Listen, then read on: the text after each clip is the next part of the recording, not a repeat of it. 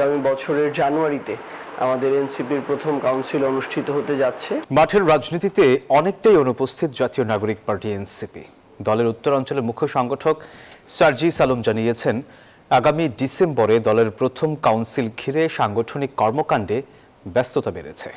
জানিয়েছেন, আওয়ামী লীগের বিচারের বিষয়ে সরকার আপোষ করার চেষ্টা করলে কঠোর কর্মসূচি দেবে তার দল। আর কাউন্সিলে সভাপতি, সাধারণ সম্পাদক সহ 14 জনকে নির্বাচিত করা হতে পারে বলেও জানান তিনি। জামায়াত এনসিপির নির্বাচনী ঐক্য সরকার বিরোধী রাজনীতিতেও অটুট। সমালোচনা থেমে নেই এনসিপির জামায়াত নির্ভরতার বিষয়েও।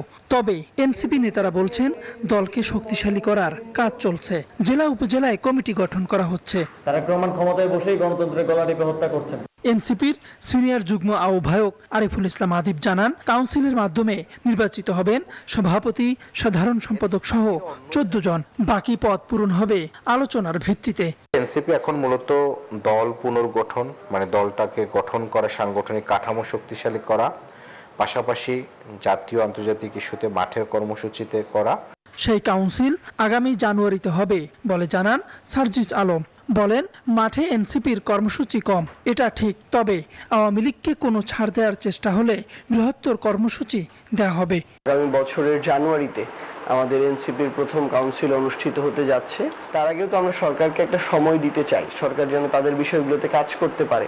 কিন্তু যদি আমরা দেখি যে গুরুত্বপূর্ণ বিষয়গুলো, যেমন গণভোটের রায় এবং জুলাই সনদ বাস্তবায়নের ক্ষেত্রে, সংস্কারের ক্ষেত্রে, কিংবা আওয়ামী লীগের দোষীদের বিচারের ক্ষেত্রে সরকার যদি টালবাহানা করে বা এগুলোকে স্কিপ করে যেতে চায়, তখন দেখবেন বড় একটা রাজনৈতিক কর্মসূচি নিয়ে সকল রাজনৈতিক দল আমরা রাজপথে নামছি।